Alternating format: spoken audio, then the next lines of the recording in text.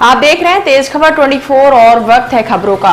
रीवा महापौर प्रत्याशी के रूप में भारतीय जनता पार्टी से प्रबोध व्यास ने अपना नामांकन पत्र दाखिल कर दिया। बीजेपी कार्यालय से निकाली गई विशाल रैली के साथ भारतीय जनता पार्टी के प्रत्याशी प्रबोध व्यास के साथ रीवा सांसद जनार्दन मिश्रा, पूर्व मंत्री एवं स्थानीय विधायक राजेंद्र शुक्ला, बीजेपी जिला अध्यक्ष अजय सिंह सहित भारी संख्या में कार्यकर्ता शामिल हुए।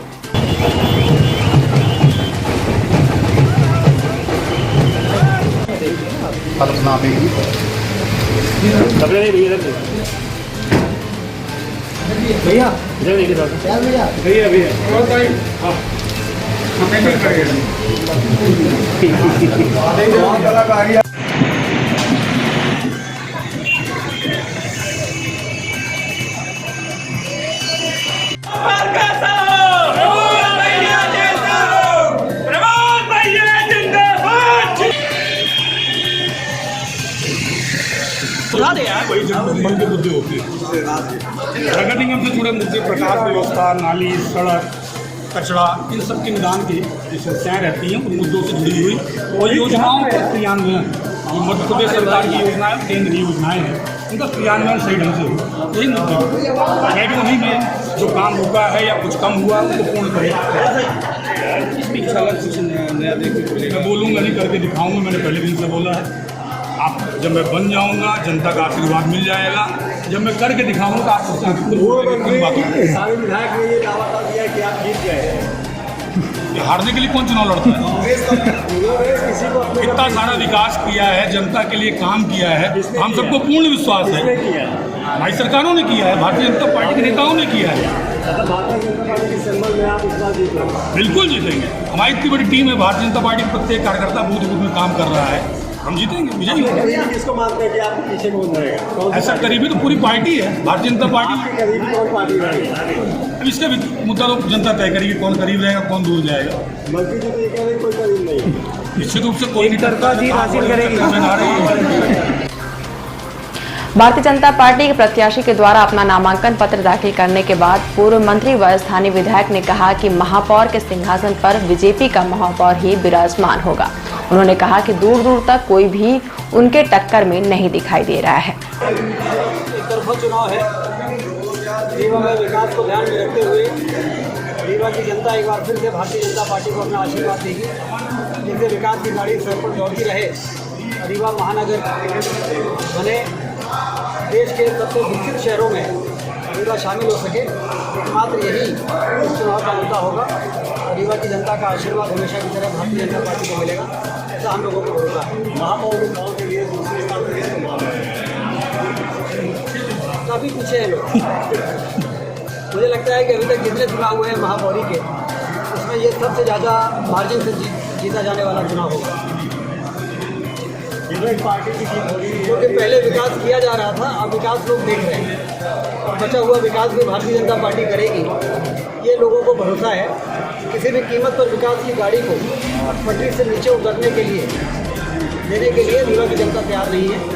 वो चाहती है कि भोपाल इंदौर की बराबरी का शहर रीवा बन सके और इसके लिए इस चुनाव में भारतीय जनता पार्टी के महापौर के प्रत्याशी प्रबोध व्यास जी को रिकॉर्ड वोटर से जिताना जरूरी है। ये रीवा की जनता समझ रही है। सत्ता लड़ रही कि संगठन लड़ रहा है महापौर? रीवा में सत्ता संगठन, भारतीय जनता पार्टी को जो लोग नहीं जानते वो ऐसे सवाल करते हैं कि सत्ता अलग है और संगठन अलग है। भारतीय जनता पार्टी के संगठन के दम पे ही सरकार बनती है और हम लोग जब प्रत्याशी घोषित हो जाता है तो सब लोग केवल एकजुट होकर भाजपा को जिताने के लिए प्राण और प्रण से जुट जाते हैं। ये हमारा इतिहास रहा है। इसीलिए हम लोग पिछले विधानसभा में 8 में से 8 सीटें जीतने में सफल रहे। विंध्य क्षेत्र मध्य प्रदेश में भारतीय जनता पार्टी का गढ़ बन गया है। आज आप देखिए, प्रज्ञा जी हैं यहाँ पर, वेंकटेश पांडे जी हैं, दोनों आगे बढ़ के प्रबोध व्यास जी का पर्चा भरवा रहे थे। तो एक बार टिकट पड़ जाता है तो सारे लोग एक हो जाते हैं। वहीं सांसद जनार्दन मिश्रा ने कहा कि कांग्रेस की लिस्ट जारी न होने का यह भी कारण हो सकता है कि बीजेपी के सामने कोई भी कैंडिडेट खड़े होने को ही तैयार न हो। हालांकि बीजेपी पूरी तरह से अपने प्रत्याशी की जीत को घोषित कर चुकी है। अब बीजेपी चुनाव को केवल औपचारिकताएं ही बता रही है।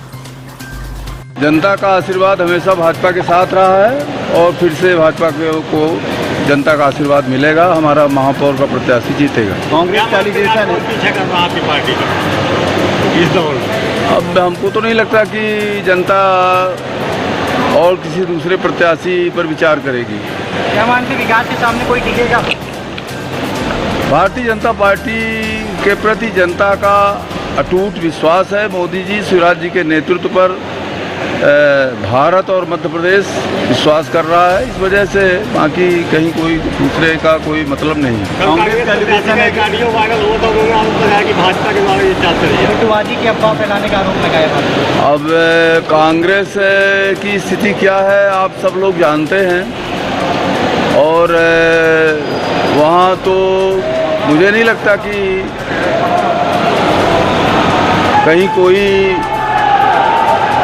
एकता के सूत्र कभी रहे हैं और रहेंगे। कांग्रेस पूरी तरह से अस्तित्व के लिए अपना संघर्ष कर रही है, बाकी और कुछ है नहीं। उन्होंने अभी तक अपने पार्षद का प्रत्याशी घोषित नहीं किया, सीट नहीं घोषित की, क्या कारण? अब वो उनसे बात करिए। हमको नहीं लगता कि कोई प्रत्याशी मिल रहा है कि नहीं मिल रहा है, ये नहीं। उनको प्रत्याशी ढूंढने के लिए मशक्कत कर रहे हैं, बेचारे लगे हुए हैं।